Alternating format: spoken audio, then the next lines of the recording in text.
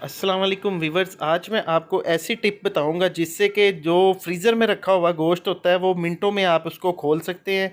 अक्सर ऐसा होता है घरों में, जब हमारी सिस्टर, जो हमारी मदर्स, जब माएँ बहनें जब कुकिंग करती हैं तो वो गोश्त का बहुत प्रॉब्लम होता है। फ्रीज़र से जब गोश्त निकालते हैं तो घंटों इंतज़ार करना पड़ता है, 3-3 4-4 घंटे उसको रखने के बाद फिर वो खुलता है और उसका गोश्त का कलर भी चेंज हो जाता है और उसमें स्मेल भी पैदा हो जाती है, जिस तरह के जितनी ज़्यादा गर्मी है।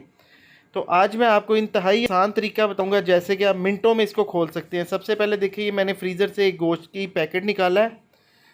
तो ये देखिए बिल्कुल ये जमा हुआ है, इसके ऊपर बर्फ़ जमी हुई है। तो इसको अभी मैं खोलने का तरीका बताऊंगा। इसमें आपने सिंपली 2 टेबल स्पून नमक डालना है।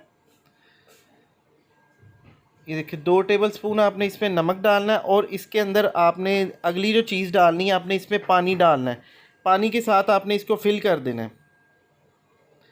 तो अगर आप चैनल पे नए हैं, चैनल को सब्सक्राइब कर लें और बेल नोटिफिकेशन को ऑन कर लें ताकि हर नई वीडियो आपको सबसे पहले मिल सके। तो यहाँ पे देखिए जस्ट इसको सिर्फ मैंने 30 मिनट के लिए रखा है और 30 मिनट के बाद देखिए जी गोश्त जो कि अच्छे से खुल गया है, बोटियाँ खुद ही इसकी अलहदा हो गई हैं। ये देखिए इस तरीके से।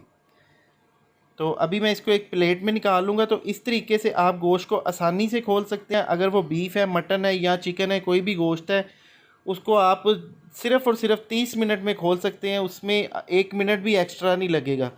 तो ये देखिए 30 मिनट के बाद इसको मैंने खोला और अभी इसको मैं अच्छी तरह वॉश कर लूँगा। ये देखिए यहाँ पे मैंने पानी चला दिया है और इसको अच्छी तरह यहाँ पे हम वॉश कर लेंगे। तो ये बहुत ही ज़बरदस्त टिप है। और अक्सर क्या होता है घरों में, जब फ्रीज़र से गोश्त निकालते हैं तो बहुत मुश्किलात पैदा होती हैं, उसको खोलने के लिए जल्दी होती है। तो ये देखिए इसको मैंने 30 मिनट में खोल लिया। आप भी इस तरीके से ट्राई कर सकते हैं इस टिप को। और ये देखिए गोश्त बिल्कुल हमें ताज़ा नज़र आ रहा है, उसी तरह से जिस तरह से हम बाज़ार से गोश्त लेके आते हैं। ये देखिए बिल्कुल उसी तरह से फ्रेश गोश्त है। तो आप भी इस टिप को फॉलो कर सकते हैं। और इसी के साथ देश समीउल्लाह को इजाज़त। बहुत सी दुआओं में याद रखिएगा। अल्लाह ताला हम सब पर अपना करम और फजल फरमाए। अल्लाह हाफिज़।